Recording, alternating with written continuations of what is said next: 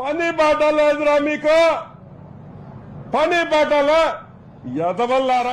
మామ నేనంటే job respect అని పోతున్నా, మీకెందుకు రావని? ఒకరికి రారా జాబ్ రెస్పెక్ట్, మాకు కూడా కావాలి జాబ్. మామ అర్థం చేసుకోరు మామ ప్లీజ్, పైసలు అయిపోయినాయి మామ. ఇగో మొన్ననే రింగ్ కూడా అమ్మేసిన. రేయ్ రవిగాడు ఉన్నాడు రా ఇక్కడ. చైన్ కూడా అమ్మేలనైతే. వీడు నాకంటే వరుసగా ఉన్నాడేంటి? ఎవడికి నా మెంట్లో నీ పని చెప్తాను.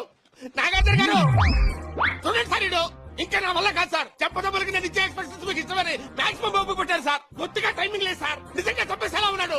ఇలాంటి వాళ్ళు ఎంకరేజ్ చేయకండి సార్. మీకు దండం పెడతాం సార్. ఎవరితో మాట్లాడుతున్నారు? ఎవరితో మాట్లాడుతున్నారా అంటే మన బాస్నే మర్చిపోయావా? కింగ్ ని మర్చిపోయావా? మా టీవీ ఓనర్ ని మర్చిపోయావా?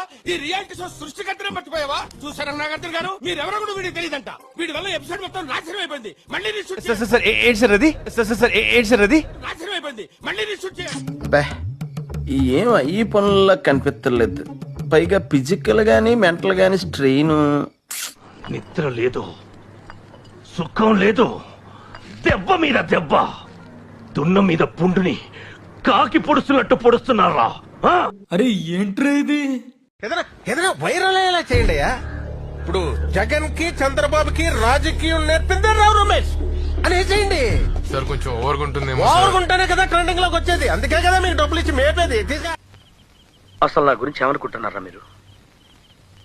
జనానికంటే పిచ్చెక్కేది అనుకోవచ్చు. ఇన్నేళ్లు నాతో తిరిగి నా గురించి ఇదేనా మీరు తెలుసుకుంది? ఇప్పుడు జనాలకి నువ్వు కావాలి.